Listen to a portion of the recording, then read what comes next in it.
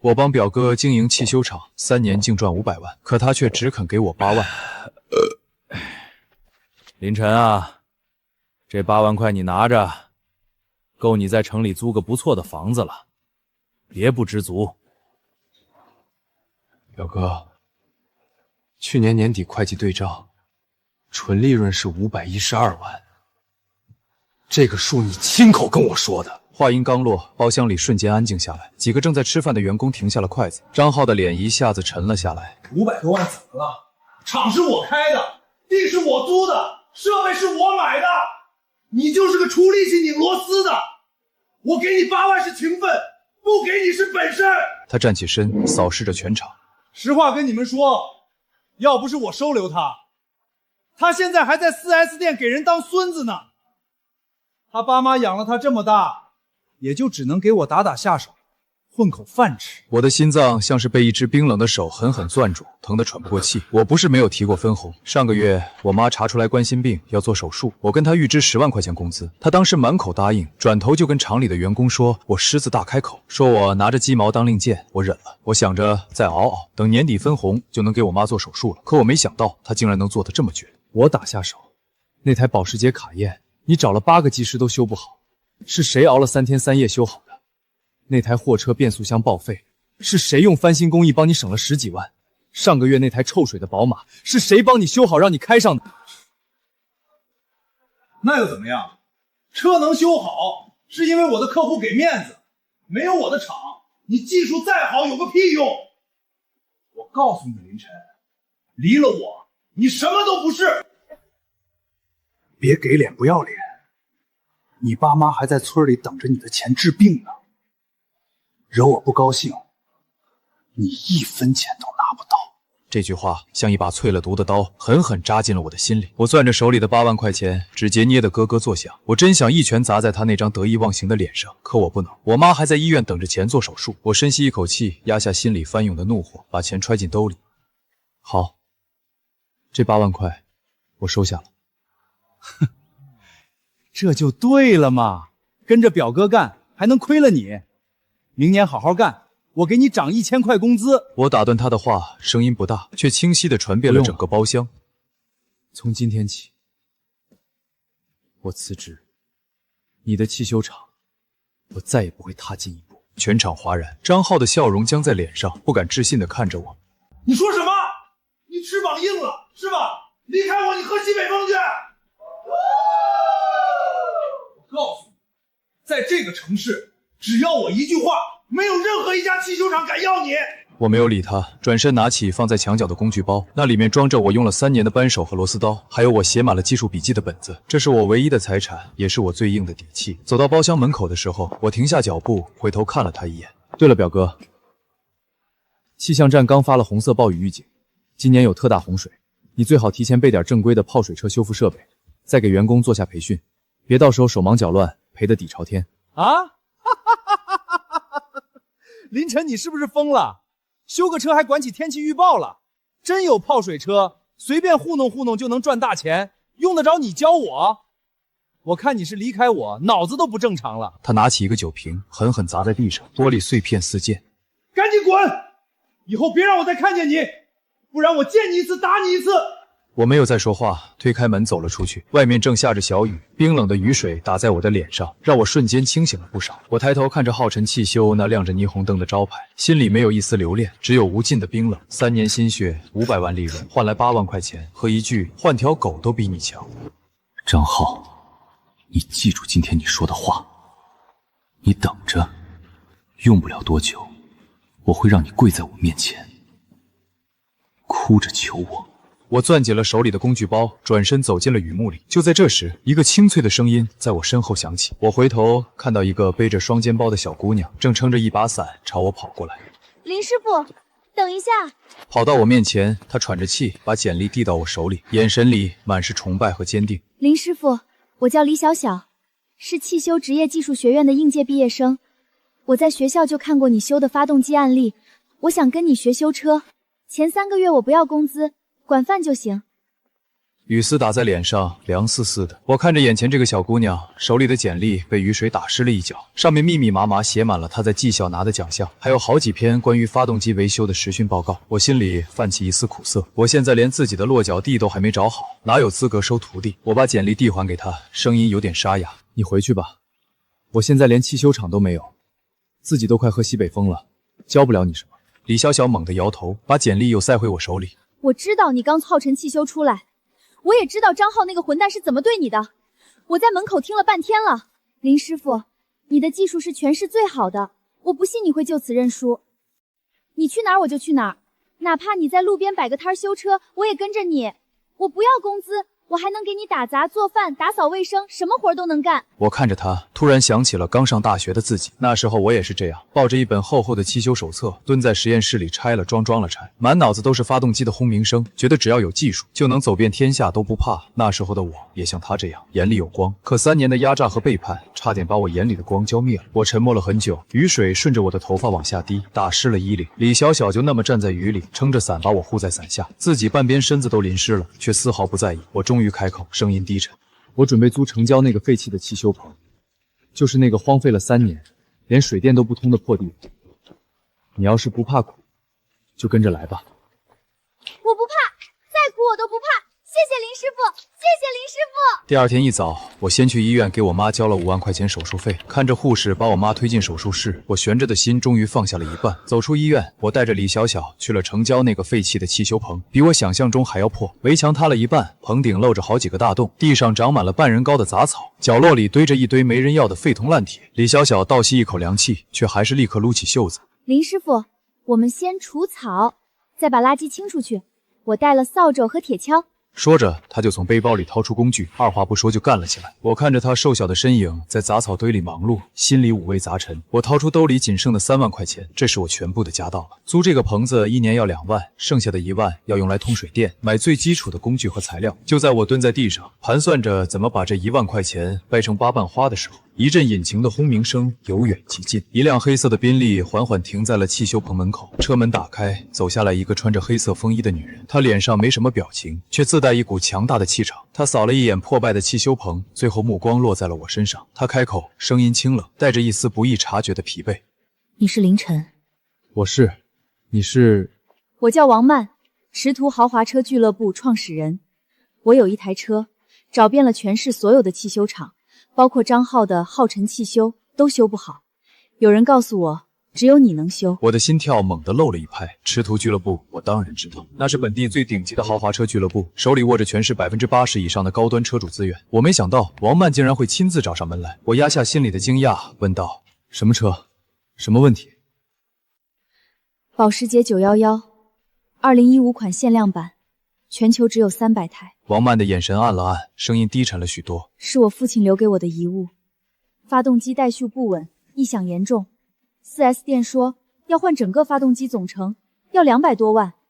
张浩说他能修，结果偷偷换了我的原厂火花塞和点火线圈，差点把发动机搞报废。”我心里咯噔一下，这台车，我记得大学毕业那年，我在导师的工作室实习，王曼的父亲曾经开着这台车过来修过一次同样的问题，当时也是所有人都束手无策，是我熬了2个通宵，完美修复了车辆。王老先生当时特别高兴，可惜没过多久，我就听说他因病去世了。车在哪儿？就在外面。王曼转身指了指停在宾利后面的那台银灰色保时捷，阳光洒在车身上，线条流畅优美。即使已经过去了11年，依旧光彩照人。我走过去，轻轻抚摸着车门，仿佛还能感受到当年王老先生坐在车里笑着跟我说话的温度。我拉开车门，坐进驾驶座，插入钥匙点火，发动机发出一阵断断续续的异响，转速表忽上忽下，果然和当年的故障一模一样，甚至比当年更严重，显然是被张浩乱修一通，搞坏了更多的地方。我闭上眼睛，听着发动机的声音，手指在方向盘上轻轻敲击着。我睁开眼睛，看着站在车外的王曼，语气坚定：“我能修，3天时间给你恢复到原厂状态。”王曼的眼睛里闪过一丝惊讶，显然没想到我连引擎盖都没打开，就敢说能修好。他见过太多吹牛皮的汽修师傅。你确定？确定。修不好，分文不取。要是修坏了，我赔你一台新的。李小小在旁边听得眼睛都直了，偷偷拉了拉我的衣角，小声说：“师傅， 200多万呢，你别冲动啊。我拍了拍他的手，示意他放心。王曼看着我，眼神里的怀疑慢慢褪去，取而代之的是一种审视。他看了我很久，终于点了点头。好，我信你一次。他从包里掏出一张银行卡，递到我面前。这里面有10万块，是定金。另外，这个汽修棚的租金我已经帮你付了3年，水电我也让人去通了，下午就有人过来修棚顶和围墙。我愣住了，手里的银行卡烫得惊人。王总，这不是白给你的，我相信你的技术，也相信我父亲当年的眼光。这是预付的合作款，以后我俱乐部所有的车都放在你这里修。我只有一个要求，用你的真本事把车修好。我看着他清澈的眼睛，心里涌起一股暖流。我攥紧了手里的银行卡。王总，你放心，我林晨这辈子从来没有砸过自己的招牌。3天后，我一定给你一台完好如初的车。王曼点了点头，转身准备离开。走到门口的时候，他停下脚步，回头看了一眼破败的汽修棚，又看了看我。林晨，别让我失望，也别让你自己失望。说完，他就坐上宾利，绝尘而去。李小小看着宾利消失的方向，激动地跳了起来。师傅，我们有钱了，我们有活干了！王总也太酷了吧！他竟然这么相信你！我看着手里的银行卡，又看了看那台停在棚子里的保时捷，心里百感交集。张浩，你看到了吗？你以为离了你我就活不下去了？你以为技术一文不值，只有本钱和人脉才是王道？可现在你求而不得的资源主动送到了我面前。你修不好的车，我3天就能修好。我深吸一口气，拿起放在墙角的工具包。小小，别愣着了，把工具拿出来，我们开工。好嘞，师傅。阳光透过棚顶的破洞洒在我们身上，也洒在那台银灰色的保时捷上。我知道我的逆袭之路从这一刻正式开始了。水电工来得很快，下午就把断了3年的水电通了。修棚顶的工人也搭好了脚手架，原本破败不堪的汽修棚终于有了点生气。我把那台保时捷挪到棚子中间最平整的位置，打开引擎盖，密密麻麻的线路和零件暴露在阳光下。果然和我预想的一样，张浩不仅换了劣质的火花塞和点火线圈，还乱调了点火提前角，甚至把进气传感器的插头都插反了。我皱着眉，心里一阵火气，真是瞎搞。这台车对王曼来说是父亲的遗物，张浩为了赚钱竟然能这么不负责任。李小小凑过来，脑袋探到引擎盖旁边，眼睛瞪得圆圆的。师傅，这线路乱得像蜘蛛网，你真的能修好吗？4S 店都要换发动机呢。我拿起万用表，开始逐个检测传感器。不用换，问题出在 ECU 程序和几个隐蔽的传感器上。当年我修过一次一模一样的故障，只是张浩乱修一通，把问题搞复杂了。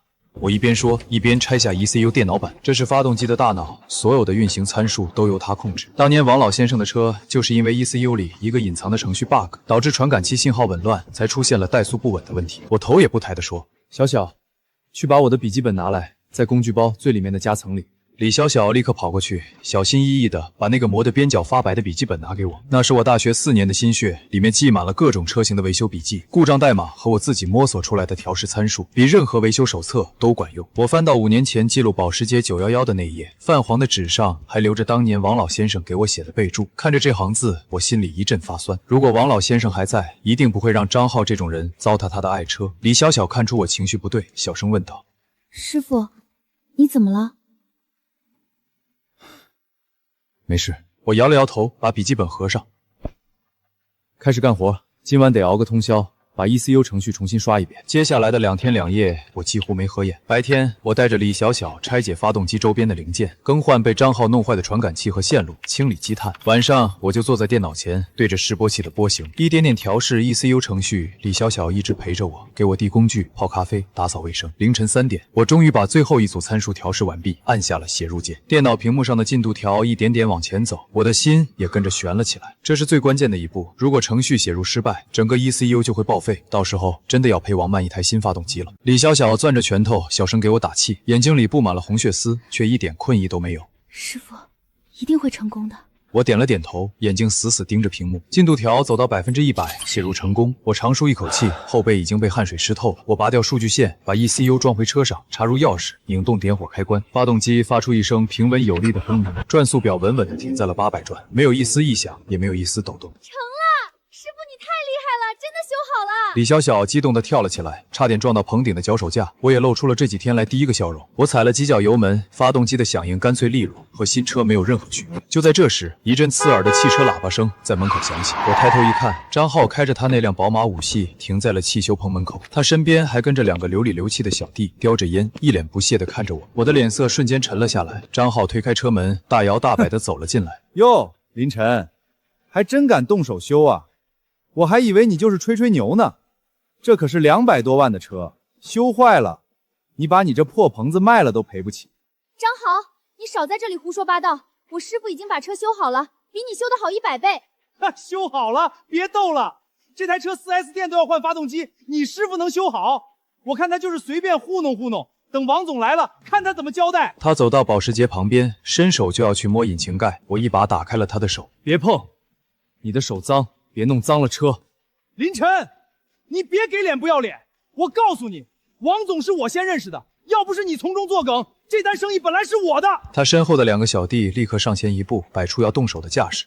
这里是法治社会，你们敢动手我就报警。张浩，我警告你，别在这里闹事。你要是敢动一下，我不仅报警，还会把你偷换客户配件、乱修车辆的事儿全捅到车主圈里去。你可以试试。行，林晨，你有种，咱们走着瞧。我告诉你，别以为修好了这台车就能翻身。在这个城市，我想搞垮你，就像捏死一只蚂蚁一样容易。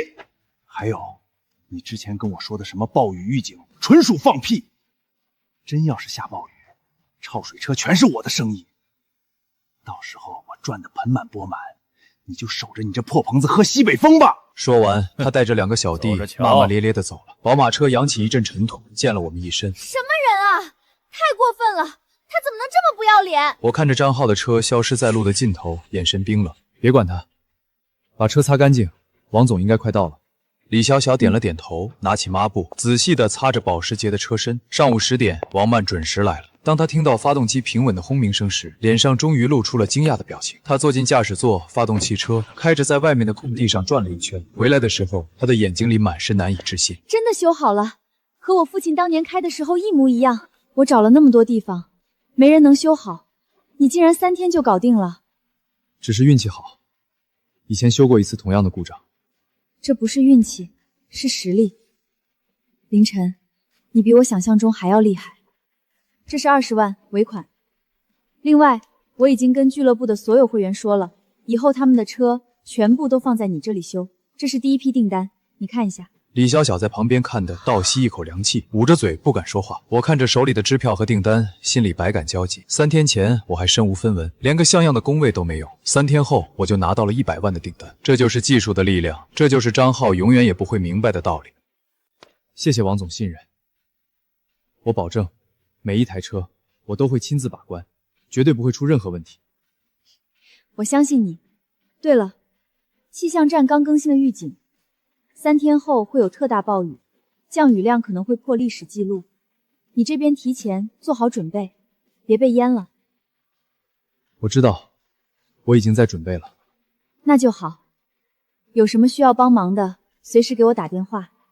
我俱乐部的地下车库还能腾出几10个位，你可以通知你的客户，把车停过去避险。谢谢你，王总。不用谢，我还有事，先走了。车我就先开走了，后续的保养我再联系你。说完，他就开着那台银灰色的保时捷绝尘而去。李小小看着保时捷消失的方向，激动的原地转圈。师傅，我们发财了！100万的订单啊！我们再也不用愁没钱了。我看着手里的订单，又抬头看了看天空，天空阴沉沉的，乌云密布，风也越来越大，暴雨真的要来了。小小，别高兴太早，立刻停下手里所有的活儿，我们开始加固汽修棚，安装应急排水系统，再去买10台抽水泵和2台应急发电机。暴雨来了，这将是我们最大的考验，也是张浩的末日。好嘞，师傅，我现在就去。看着他跑出去的背影，我握紧了手里的扳手。张浩，你等着，你看不起的暴雨会把你所有的投机取巧全部冲垮，你看不起的技术会让我在这场天灾里一战称神。小伙子，买这么多防虫设备干嘛？往年也下暴雨，没见谁这么大阵势啊。今年不一样，气象站说了，是30年一遇的特大暴雨，多准备点总没错。你们这些年轻人就是胆子小，下点雨能怎么样？我看你隔壁那个浩辰汽修的张老板，昨天还来我这儿买了一大堆最便宜的塑料布，说要盖车，人家那才叫会做生意。我心里冷笑一声，回到汽修棚，小小已经把王曼发来的客户名单整理好了，整整2页纸，全是池途俱乐部的会员。师傅，王曼姐太给力了，她还说她已经让俱乐部的工作人员挨个通知车主了，今天下午就可以把车开过去。她安排了人专门看管。你先给名单上的客户挨个打个电话确认一下，再把我们汽修棚里剩下的3个空车位留出来，给附近没地方停车的老邻居用。好嘞。接下来的2天，我们忙得脚不沾地。我带着小小把汽修棚的围墙缺口用砖补上，棚顶所有漏雨的地方都用防水卷材封死，又在棚子四周挖了一圈排水沟，10台抽水泵依次排开，2台应急发电机加满了油，随时可以启动。小小把所有的维修工具和设备都搬到了高处，用防水布盖好。傍晚的时候，王曼来了，还带了2个工人，拉来了一车应急灯和矿泉水。我怕暴雨停电，给你带了几个应急灯，准备的挺充分的，比我想象中还要好。多亏了你往腾车库，不然这么多车，我真不知道往哪儿放。气象站说，暴雨今晚凌晨就会到，降雨量会超过200厘米，很多低洼路段都会被淹。我知道，我和小肖今晚就在这儿守着，随时盯着水位。那你们注意安全，有什么事随时给我打电话。这个拿着，我那边也有一个，万一手机没信号了，用这个联系。谢谢你，王曼。对了，张浩那边你知道吗？他这2天疯了一样打广告，说泡水车3天交车全程最高价，已经收了几10位车主的定金了。他这是在找死，没有技术，没有设备，光靠一堆劣质配件修出来的车，早晚要出大事。我也是这么想的，我已经在俱乐部群里提醒过所有会员了，千万别去他那里修泡水车。但还是有一些贪便宜的车主被他忽悠了。随他去吧，路是他自己选的，后果也得他自己承担。就在这时，一阵嚣张的汽车喇叭声在门口响起，不用看也知道是张浩来了。他开着他那辆宝马5系，车身上贴满了泡水车维修专家的广告，看起来不伦不类。他身后还跟着一辆货车，拉着满满一车花花绿绿的塑料布和劣质密封胶。张浩推开车门，大摇大摆地走进来。林晨啊，林晨，我真是服了你了！不就是下点雨吗？你搞得跟要打仗一样。你看看你这破棚子，就算再怎么加固，能挡得住什么？我劝你还是别白费力气。等暴雨来了，你这破棚子一淹，你就彻底完蛋了。到时候你要是没地方去，就来我厂里给我当学徒，我管你一口饭吃。你少在这里胡说八道，我师傅准备的这么充分，肯定不会有事的。倒是你买了一堆劣质配件，到时候修坏了别人的车，看你怎么交代。修坏？泡水车不就是换个机油晒晒干吗？能有什么问题？我告诉你，这次暴雨，我至少能赚100万。等我赚了钱，就把你这破棚子买下来，改成厕所。张浩，你别太得意了。泡水车维修需要专业的技术和设备，不是随便糊弄就能行的。你要是敢用劣质配件坑客户，早晚要吃官司。王总，您怎么在这儿啊？您要是有车需要修，尽管找我，我给您打5折，保证比林晨修的又快又好。不必了，我的车只给林晨修，你的技术我信不过。张浩的脸色一下子僵住了，眼神里闪过一丝阴狠。行，林晨，你有种，咱们走着瞧，等暴雨过后，看谁笑到最后。走，回厂里，等着明天数钱。货车扬起一阵尘土，绝尘而去。小小气得直跺脚。什么人啊？他简直就是个疯子，眼里只有钱。这种人不见棺材不掉泪，等着吧，暴雨会教他做人的。天色越来越暗，风也越来越大，吹得棚顶的铁皮哗哗作响。远处的天空已经开始出现闪电，轰隆隆的雷声隐隐传来，山雨欲来。王曼，你快回去吧，马上就要下雨了，路上不安全。好，你们2个一定要注意安全，有事随时用对讲机联系我。放心吧。王曼走后，我和小小简单吃了点泡面，然后搬了2把椅子，坐在门口等着暴雨来临。小小抱着膝盖，看着外面漆黑的天空，小声说：“师傅，你说这次暴雨真的会像气象站说的那么大吗？”会的，而且会比我们想象中还要大。那张浩，他会输得很惨。他以为暴雨是发财的机会，却不知道这是老天爷给他设的一个局。他所有的贪婪和愚蠢，都会在这场暴雨里暴露无遗。小小似懂非懂的点了点头，然后看着我，认真的说：“师傅，不管发生什么事，我都跟着你。”我笑了笑，拍了拍他的头。好。就在这时，一滴冰冷的雨水打在了我的脸上，紧接着第2滴、第3滴，豆大的雨点噼里啪啦的砸了下来，瞬间连成了线。狂风呼啸，雷声大作，整个世界都被笼罩在一片白茫茫的雨雾之中。30年一遇的特大暴雨终于来了。我站起身，看着外面倾盆的大雨，握紧了手里的对讲机。张浩，你准备好了吗？你的发财梦该醒了。雨下疯了，豆大的雨点砸在铁皮棚顶上，发出噼里啪啦的巨响。天地间一片白茫茫，能见度不足5米。远处的路灯在雨幕里只剩下模糊的光晕。我站在门口，看着外面的积水以肉眼可见的速度上涨，马路上已经有汽车抛锚了。师傅，水快漫到沙袋了！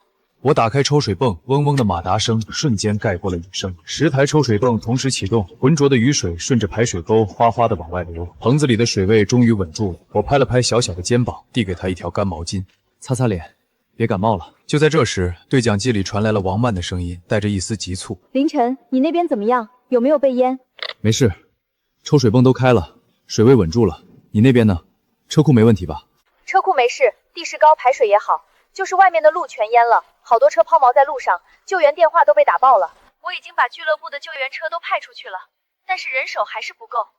你那边要是有空，能不能帮帮忙？”“没问题，我和小小现在就过去。”“太好了，注意安全，我在车库门口等你们。”我和小小穿上雨衣，带上拖车绳和应急工具，开着我那辆破旧的皮卡冲进了雨幕。皮卡碾过积水，溅起1人多高的水花，一路上到处都是抛锚的汽车和焦急的车主，还有被冲倒的树木和广告牌。整个城市仿佛变成了一片泽国。赶到王曼的俱乐部地下车库时，门口已经停了10几辆等待救援的车。王曼穿着雨衣，正在指挥工作人员拖车。“凌晨，你来了，这边有3辆车陷在水里了，发动机已经进水了，你帮忙拖过来。先把火花塞拆了排水，别让车主2次打火。”“好。”我和小小立刻投入了救援工作。拖车上的绞盘嗡嗡作响，一辆辆泡水车被小心翼翼地拖进车库。小小虽然是个女孩子，干起活来却一点都不含糊，拆火花塞、排积水、做标记，动作麻利又准确。王曼站在旁边看着我们忙碌的身影，眼神里满是赞许。一直忙到后半夜，雨势才稍微小了一点。我们一共拖回来20多辆泡水车，车库里停得满满当当。王曼递给我们2杯热姜茶，辛苦了你们2个，先歇会儿，喝口茶暖暖身子。我接过姜茶，喝了一口，温热的液体顺着喉咙流下去，驱散了一身的寒意。对了，我刚才听救援的师傅说，张浩的汽修厂被淹了，他那边地势低，积水已经没过了膝盖。他不是准备了很多塑料布吗？别提了，他买的那种最便宜的劣质塑料布，风一吹就破了，而且他只盖了车，根本没管设备和配件。听说他囤的那几吨劣质密封胶和副厂零件全被水泡烂了，一点用都没有了。我心里毫无波澜，甚至觉得理所当然。我喝了一口姜茶，淡淡的说：“意料之中，他只想着赚钱，根本没想着怎么应对风险。”不止这些，他之前收了几10位车主的定金，承诺3天交车。现在他的厂被淹了，别说修车了，连车主的车都被泡得更严重了。好多车主已经找上门去了，围着他要说法，还有人要报警告他诈骗。活该，谁让他那么黑心，就知道坑别人的钱。正说着，我的手机响了，是一个陌生号码。我接起电话，那边立刻传来一个带着哭腔的声音：“请问是凌晨师傅吗？求求你救救我的车吧！我把车放在浩辰汽修修泡水，结果他们厂被淹了，我的车现在还泡在水里。张浩那个混蛋跑了，找不到人了。”“你别着急，告诉我你的位置。又有一个被张浩坑的车主，车还泡在他的厂里，我们过去一趟。”“我跟你们一起去，多个人多把手。”我们3个开着皮卡再次冲进了雨幕里。张浩的汽修厂在城南的低洼地带，离我们这里不远。赶到的时候，眼前的景象只能用惨不忍睹来形容。整个汽修厂都泡在齐腰深的水里，大门被冲垮了，里面的举升机、8胎机全都泡在水里，只露出一个顶。地上漂浮着各种零件和垃圾，还有被泡烂的劣质塑料布，散发出一股刺鼻的霉味。10几个车主站在路边的高地上，个个脸色铁青，对着水里的汽修厂破口大骂：“张浩这个骗子！收了我5000块定金，现在人跑了！我的车刚买的，就这么泡在水里，全毁了。林师傅，你可来了，求求你救救我的车吧！我知道你技术好，只有你能帮我了。”“大家别着急，我先看看情况，能拖的我都帮你们拖出来。先排掉发动机里的水，避免更大的损失。车主们立刻安静下来，眼里满是期待。我和小小、王曼穿上防水服，走进了齐腰深的水里。张浩的办公室在2楼，我们上去的时候，发现门是开着的，里面一片狼藉，文件散落一地，电脑和保险柜都被搬走了，显然是早就跑了。这个混蛋竟然卷款跑路了，他肯定是看到情况不对，提前带着定金跑了。这些车主真是太倒霉了。我没有说话，只是看着窗外的雨幕。张浩跑得了一时，跑不了一世。他欠这些车主的，欠我的，迟早都要还。我们花了整整3个小时，把厂里能拖的车都拖到了路边的高地上，挨个拆了火花塞，排掉了发动机里的水。车主们千恩万谢，非要给我钱，我都拒绝了。说些小意思，举手之劳而已。等雨停了，你们把车拖到我的汽修棚来，我给你们做个全面检测，只收成本价。林师傅，你真是个好人啊！比张浩那个混蛋强100倍，以后我们修车只找你林师傅。看着车主们感激的眼神，我心里突然明白了，修车修的从来都不只是车，更是人心。天快亮的时候，雨终于停了，太阳从云层里钻出来，洒下金色的光芒。被暴雨冲刷过的城市，空气格外清新。我们拖着疲惫的身子回到了汽修棚，棚子里干干净净，没有一点积水，10台抽水泵还在嗡嗡地运转着，一切都安然无恙。小小瘫坐在椅子上，终于忙完了，累死我了。王曼看着我，凌晨，这次多亏了你，那些车主都对你赞不绝口，现在整个车主圈都在传，说你技术好，人又善良。就在这时，我的手机又响了，是一个陌生的号码，归属地是林氏。我接起电话，那边立刻传来了张浩气急败坏的声音：林晨，都是你害的，都是你！要不是你乌鸦嘴说会下暴雨，我的厂怎么会被淹？我怎么会落到今天这个地步？张浩，路是你自己选的，你今天的下场都是你自己作的，跟我没关系。你放屁！要不是你，王曼怎么会把所有的订单都给你？要不是你，那些车主怎么会都去找你？是你毁了我的一切，我跟你没完！说完，他猛地挂了电话。我看着手机屏幕，眼神冰冷。我知道张浩不会就这么算了，他这种人从来不会从自己身上找原因，只会把所有的失败都归咎于别人。他现在已经被逼到了绝路，接下来他一定会不择手段的报复我。我握紧了手机，心里升起一股强烈的不安。王曼看出我脸色不对，关切地问：怎么了？我摇了摇头，把手机揣进兜里。没什么，张浩打来的，发了一顿疯。你别理他，他就是个疯子。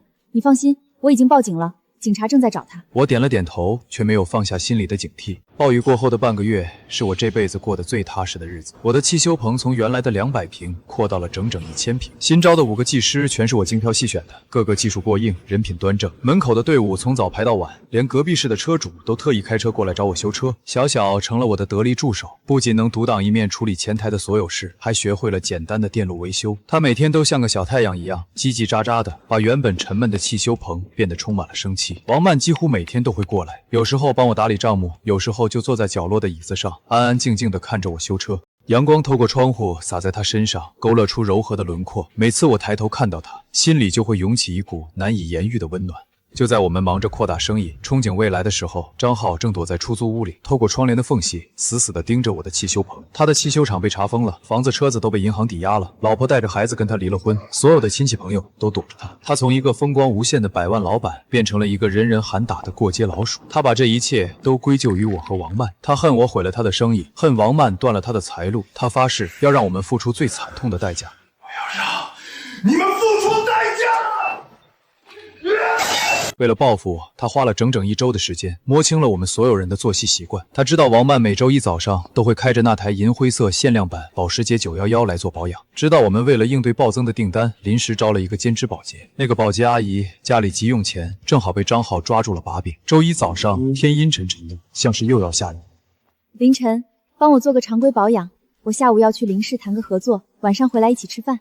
好，路上小心点，开慢点，这台老车娇贵，别开太快。知道啦。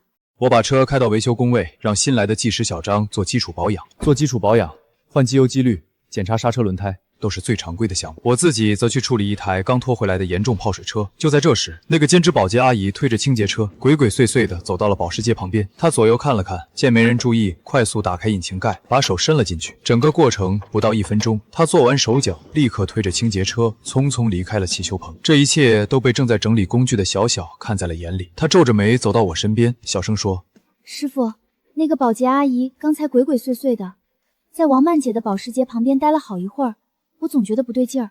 可能是在擦灰尘吧，别多想，赶紧把手里的活干完，下午还要拖3台车回来。可是没事的，放心吧，这台车我比谁都熟，真有问题一眼就能看出来。中午12点，保养做完了。小小围着车转了3圈，反复检查了外观、轮胎和刹车，没发现任何异常。王曼跟我们道别，坐进驾驶座，发动了那台水平对置6缸发动机。熟悉的轰鸣声响起，他挥了挥手，开着车上了去往临市的高速。下午3点，我正在给一台宝马做发动机调试，手机突然响了，是一个陌生的号码，归属地是临市高速交警大队。我的心猛地一沉，手里的扳手哐当一声掉在了地上。我颤抖着接起电话，喂。请问是林晨先生吗？王曼驾驶的保时捷在 G 消5高速123公里处发生严重交通事故，已被送往市第一人民医院抢救。我的脑子瞬间一片空白。他怎么样了？有没有生命危险？伤者头部重创，颅内出血，深度昏迷，情况非常危急，请你尽快赶来。挂了电话，我疯了一样抓起车钥匙往外跑。小小一把拉住我，红着眼睛说：“师傅，你别慌，我跟你一起去。”不用，你留在厂里看好，我自己去。不行，你现在这个样子开车太危险了，我来开。我看着他坚定的眼神，腿一软，差点瘫倒在地。小小扶着我，把我塞进副驾驶，然后一脚油门踩到底，皮卡像箭一样冲了出去。车子在高速上飞驰，我不停地扇自己耳光，打得脸颊火辣辣的疼。都是我的错，都是我的错。小小一边开车一边哭着说：“师傅别这样，王曼姐一定会没事的。那台保时捷那么结实，她不会有事的。”就在我们赶往医院的同时，一场针对我的舆论风暴已经悄然拉开了序幕。张浩躲在出租屋里，看着电脑屏幕，脸上露出了狰狞的笑容。他把早就准备好的帖子发到了本地所有的车主论坛和短视频平台。震惊！黑心汽修厂保养不当，导致限量版保时捷高速出车祸，女车主至今昏迷不醒。千万网红修车工林晨草菅人命。帖子里配上了王曼出事车辆的照片，那台银灰色的保时捷911，车头严重变形，安全气囊全部弹出，曾经的光彩荡然无存，还有各种歪曲事实的描述。张浩买的水军在评论区疯狂带节奏。我的手机被打爆了，全是要求退单、退款、复检的客户。合作的保险公司发来通知，暂停所有合作。市场监管局的工作人员第2天一早就上门查封了我的汽修厂。那些临时招来的员工看到情况不对，全都卷铺盖跑了。偌大的汽修厂一夜之间变得空空荡荡，只有小小留了下来。他关掉了手机，拔掉了电话线，把上门闹事的客户全都挡在了门外。大家先回去，事情一定会查清楚的。他把散落一地的维修单整理好，把所有的工具都擦拭干净，锁进了工具箱。然后他带着换洗衣物和生活用品去了医院。当他推开 ICU 病房的门，看到我蹲在走廊的角落里，头发凌乱，胡子拉碴，眼神空洞，像个丢了魂的木偶时，再也忍不住哇的一声哭了出来。他走到我身边，蹲下来，紧紧地抱住我。师傅，别怕，还有我呢，我不走，我陪着你。我信你，这绝对不是我们的问题。一定是有人搞鬼，我们一定能找到证据，洗清冤屈，也一定能等王曼姐醒过来。你不能倒下，你要是倒下了，王曼姐怎么办？我们的汽修厂怎么办？那台保时捷还等着我们去查清楚真相呢。你说的对，我不能倒下，我要找出真凶，给王曼一个交代。我站起身，透过 ICU 的玻璃，看着躺在病床上，安静的像睡着了一样的王曼。曼曼，等我，我一定会找到害你的人。我一定会等你醒过来，无论付出什么代价。ICU 的消毒水味像针一样扎进我的鼻子里。我在走廊的椅子上坐了整整1夜，眼睛死死盯着那扇紧闭的大门。监护仪的滴滴声隔着门板传过来，每一声都像锤子一样砸在我的心上。天快亮的时候，小小端着一碗热粥走了过来。师傅，喝点粥吧，你已经1天1夜没吃东西了，王曼姐还等着你，你不能垮。小小把粥塞到我手里，蹲下来看着我。师傅，我刚才回了一趟厂里，那个兼职保洁不见了，他只干了3天，连工资都没领就跑了，电话也打不通。我的手指猛地一颤，粥碗差点掉在地上。我抬起头，声音沙哑的不成样子。你说什么？他跑了，而且我查了监控，他进厂里之后只靠近过王曼姐的保时捷，别的车连碰都没碰。做完手脚之后立刻就走了，连清洁工具都没拿。一股寒意瞬间从脚底窜上头顶，我终于明白，那股挥之不去的不安不是错觉，是张浩，一定是他。除了他，没有人会这么恨我，没有人会用这么阴毒的手段来报复我。攥紧拳头，指甲深深掐进掌心，渗出血来。就在这时，我的手机突然响了，是一个陌生的号码，没有归属地。我的心跳瞬间提到了嗓子眼，我颤抖着接起电话，那边沉默了几秒钟，然后传来了一个我这辈子都不会忘记的声音：凌晨，滋味不好受吗？看着自己心爱的女人躺在里面，自己却被所有人骂成草菅人命的黑心商家，这种感觉是不是生不如死？张浩，是你干的？是又怎么样？你有证据吗？保洁跑了，监控只拍到他擦车，没人能证明是我指使的。现在所有人都知道是你凌晨保养不当，把王曼的保时捷修坏了，才导致他出了车祸。你这个疯子，有什么冲我来，别牵扯王曼。我就是要牵扯他，我就是要让你尝尝失去最爱的人是什么滋味，我就是要让你从云端跌进泥里，一辈子都翻不了身。他顿了顿，抛出了他真正的条件。不过我可以给你一条活路，明天中午12点到城郊废弃的化肥厂来。第一，签一份认罪书，承认是你操作失误，用了劣质配件，导致车辆故障出了车祸。第二，把你汽修厂100%的股份无偿转到我的名下。第三，对外宣布你之前所有的技术都是偷我的。只要你照做，我就会拿出一笔钱给王曼治病，用最好的医生、最好的药，一直治到他醒过来为止。而且我不会让你坐牢，我会跟所有车主解释，说你只是一时疏忽，让你安安心心在医院陪着他。如果你不答应，我就立刻消失。你会因为过失致人重伤罪被判3年以上7年以下有期徒刑。到时候你不仅要坐牢，连给王曼付 ICU 费用的钱都没有，你就只能眼睁睁看着他直到油尽灯枯。说完，他啪的一声挂了电话，手机从我的手里滑落，掉在地上，屏幕摔得粉碎。我靠在墙上，浑身冰冷，像掉进了冰窖里。他太狠了，也太聪明了。他根本没打算交出任何证据，更没打算让自己承担一点风险。他的目的是让我主动替他背下所有的黑锅，而我要么替他坐牢，失去王曼，要么答应他的条件，苟延残喘，看着他用我的东西过着风光无限的日子。这才是真正的绝境，没有任何两全其美的选择，无论我怎么选，好像都是输。小小捡起地上的手机，看着我苍白的脸，急得快哭了。师傅，你不能答应他，他就是个骗子，他根本不会给王曼姐治病的。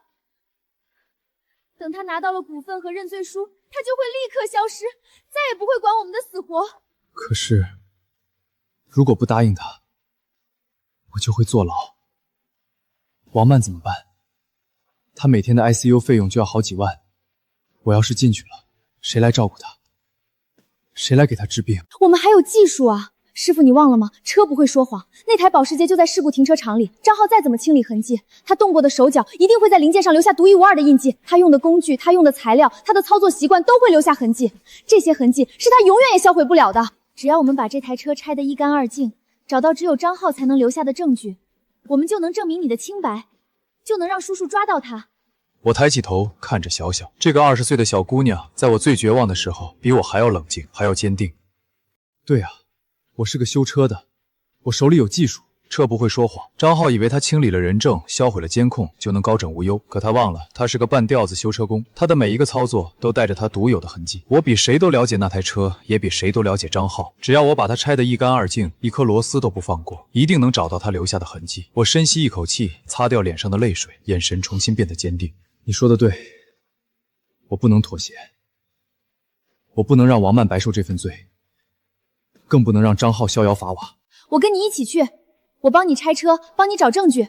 我还可以联系我技校的老师，他们有最先进的材料检测设备，一定能帮我们找到铁证。我点了点头，站起身。阳光透过走廊的窗户洒在我的身上，驱散了一丝寒意。我最后看了一眼 ICU 的大门，在心里默念：曼曼，等我，再给我3天时间，我一定会找到证据，把害你的人送进监狱。我答应过你，要带你去看海的。我和小小转身走出了医院。事故停车场在城市的边缘，荒无人烟。那台银灰色的保时捷911孤零零地停在角落里，车头严重变形，曾经的光彩荡然无存。看着这台承载了我和王曼所有回忆的车，我的心像被刀割一样疼。我戴上手套，打开了引擎盖。小小，把我的工具箱拿来。今天起，我们把这台车从里到外拆个精光，一颗螺丝、一片碎屑都不能放过。小小用力点头，把沉重的工具箱扛了过来。扳手拧动螺丝的声音在空旷的停车场里响起。我知道这是一场豪赌，我赌我的技术能赢过张浩的阴赌。我赌车不会说谎，这场赌局我不能输，也输不起。雨又下了起来，冰冷的雨点砸在事故停车场的铁皮棚上，噼里啪啦的响声和扳手拧动螺丝的声音交织在一起。我和小小已经在这里待了整整18个小时，从白天到黑夜，我们没有合过眼，也没有吃过一口饭。地上铺满了拆下来的零件，从发动机缸体到变速箱齿轮，从刹车总泵到每一颗螺丝，整整齐齐的摆着，像一场无声的审判。我的手上布满了伤口，油污和血迹混在一起，疼得钻心。可我不敢停，也不能停。离张浩给的最后期限只剩下6个小时。师傅，喝口水吧，已经拆到发动机油道了，再坚持一下。我接过水，一口气喝了半瓶，抬头看了一眼墙上的挂钟，还有6个小时。如果天亮之前找不到证据，我就只能去赴约了。不会的，一定能找到的。张浩肯定留下了痕迹，他跑不掉的。我点了点头，拿起手电筒照向发动机油道的最深处，这是最后一个可能藏着证据的地方。我们已经检查了刹车系统、电路系统、变速箱，甚至连轮胎都拆了下来，却什么都没有找到。张浩做得太干净了。我深吸一口气，拿起内窥镜，一点点伸进油道里。就在我快要绝望的时候，内窥镜的镜头上闪过一点微弱的黑色反光。等等，小小，快看，这里有东西。小小立刻凑过来，眼睛死死盯着屏幕。我小心翼翼地移动内窥镜，那点黑色反光越来越清晰，是一小块指甲盖大小的塑料碎屑，卡在油道的拐角处，被机油泡得发胀变形。是塑料，发动机里不可能有塑料，一定是张浩放进去的。我的心跳瞬间提到了嗓子眼，我拿起镊子，一点点把那块塑料碎屑夹了出来。它很小，只有米粒那么大，边缘有明显的切割痕迹。我攥着那块塑料碎屑，手因为激动而不停地颤抖。就是这个，这就是他用来堵油道的东西。只要检测出它的成分，就能证明是他干的。我现在就联系我老师。王老师，求求你帮帮我们，我们有一块塑料碎屑，能不能帮我们做个成分检测？很急，人命关天。你们现在把东西送过来，我在实验室等你们，连夜给你们做检测。小小挂了电话，激动地哭了出来。师傅，我们找到了，我们终于找到了。我看着手里的塑料碎屑，眼泪也不受控制地流了下来。18个小时的不眠不休，终于有了结果。车不会说谎，他记下了张浩犯下的所有罪行。我和小小立刻开车赶往技校实验室，王老师已经在那里等了我。他接过塑料碎屑，立刻放进了光谱检测仪里。这种工业塑料很特殊，全市没几家在用。只要检测出成分，就能查到采购商和使用者。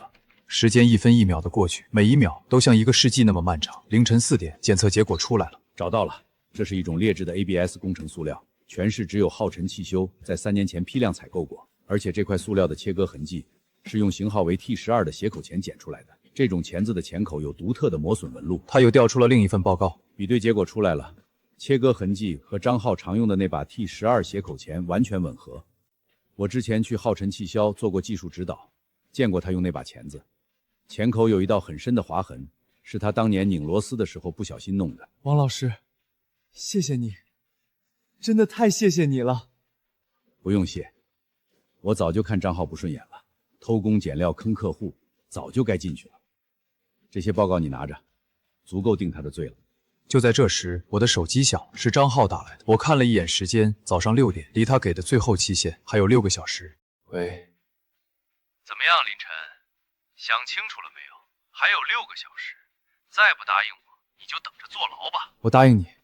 股份我可以全部给你，认罪书我也签，但是你必须答应我，一定要好好给王曼治疗。早这样不就完了？放心，只要你乖乖听话，我肯定不会亏待王曼的。中午12点，成交废弃化肥厂，把认罪书和股份转让协议带过来。记住，不许报警，不然你知道后果。我知道，我不会报警的，我只想让王曼好好的。挂了电话，我立刻拨通了李警官的电话，我把检测报告和比对结果一五一十的告诉了他。李警官，我找到证据了，张浩约我今天中午12点在城郊废弃化肥厂见面。李警官，检测报告和比对结果都出来了，证据确凿。太好了，我们立刻布控，今天一定把他抓捕归案。挂了电话，我和小小对视一眼，都看到了对方眼里的光芒，胜利就在眼前了。师傅，我们现在去医院看看王曼姐吧，告诉她这个好消息，她一定会很高兴的。我们开车赶到医院 ，ICU 的护士告诉我们，王曼的生命体征比昨天稳定了一些，虽然还没有醒过来，但已经有了微弱的意识反应。我隔着玻璃看着躺在病床上的王曼，她的脸色还是很苍白，但眉头已经舒展了一些。曼曼，我们找到证据了，害你的人马上就要被抓了，你再坚持一下，很快就会醒过来的。等你醒了，我们就去看海。我答应你的事，一定会做到。我仿佛看到他的手指轻轻动了一下。上午11点半，我和小小来到了城郊废弃化肥厂，警察已经提前布控好了，藏在周围的废墟里，只等张浩出现。我手里拿着一份伪造的认罪书和股份转让协议，站在化肥厂的主车间里等着张浩。12点整，一阵汽车引擎声传来，张浩开着一辆破旧的面包车停在了车间门口。林晨，你果然很识相，把认罪书和股份转让协议给我。先别急，我要你亲口承认，是你动了王曼的车。承认？我为什么要承认？现在是你求我，不是我求你。赶紧把东西给我，不然我立刻就走。你买通了兼职保洁，在王曼的保时捷发动机油道里放了塑料堵塞件，又在刹车总泵里放了工业铁屑。我说的对不对？是又怎么样？就算你知道了，又能怎么样？没有证据，谁会信你？你要证据？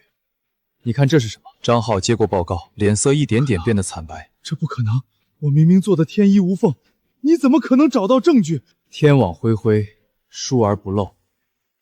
你以为你能逃掉吗？你留下的每一个痕迹，都成了你的罪证。张浩，不许动！你被捕了！不，我不服！林晨，你阴我，我不会放过你的！你没有机会了，你欠我的，欠王曼的，欠所有被你坑过的车主的，今天该还了。我错了，林晨，我真的错了，求求你放过我吧！我给你当牛做马，我再也不敢了。看着他跪在地上痛哭的样子，我心里没有一丝快意，也没有一丝同情。警察押着张浩走出了化肥厂，他的哭声越来越远，最终消失在了风声里。我抬头看了看天空，雨已经停了，阳光穿透云层，洒在了大地上，一切都结束了，一切也才刚刚开始。警车的警笛声渐渐消失在风里，我站在废弃化肥厂的门口，手里攥着那份还带着油墨味的检测报告。小小跑过来，一把抱住我：“师傅，我们赢了，我们终于赢了！”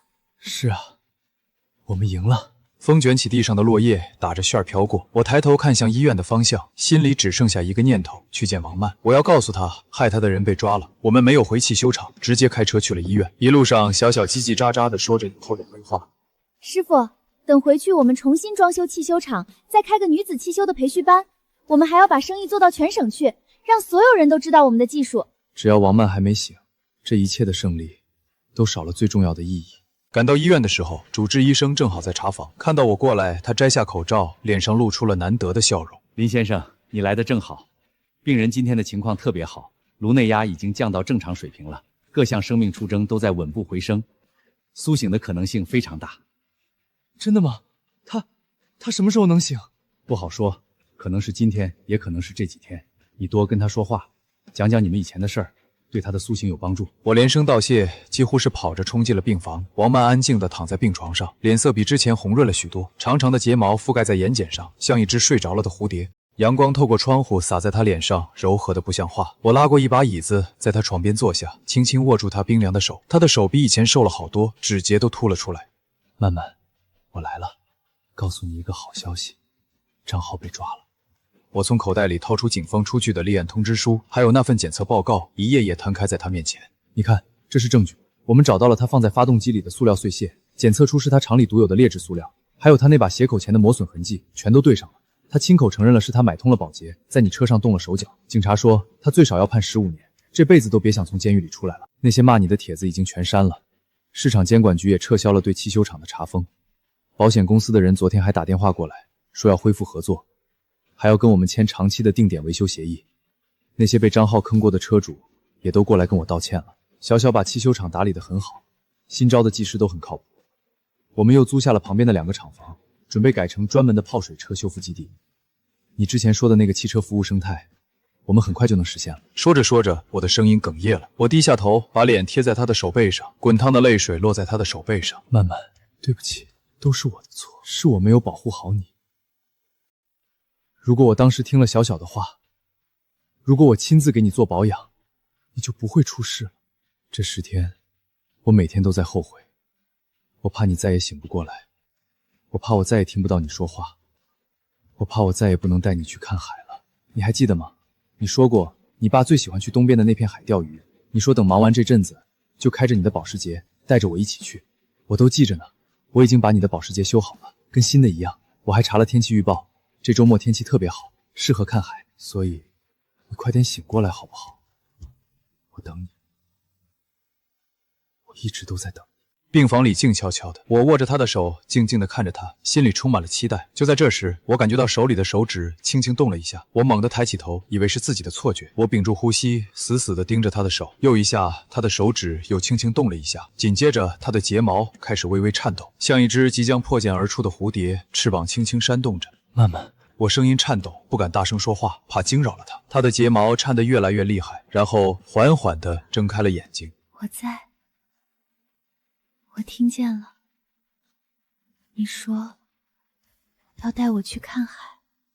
是，等你好了，我们立刻就去。你想去哪片海都行，想住多久就住多久。站在门口的小小早就捂着嘴哭成了泪人，他不敢进来打扰我们，只是靠在门框上，一边哭一边笑。王曼的目光扫过我，又扫过门口的小小，最后落在窗外的阳光上。他轻轻叹了口气，像是卸下了所有的重担。真好，阳光真好。是啊，以后的每一天都会有这么好的阳光。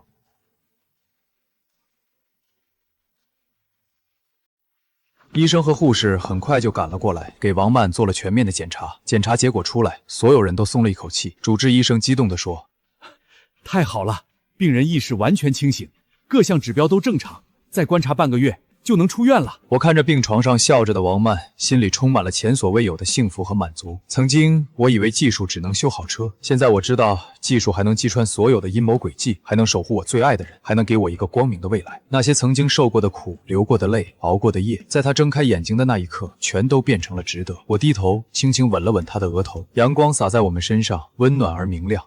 所有的黑暗都已经过去了，属于我们的崭新的人生才刚刚开始。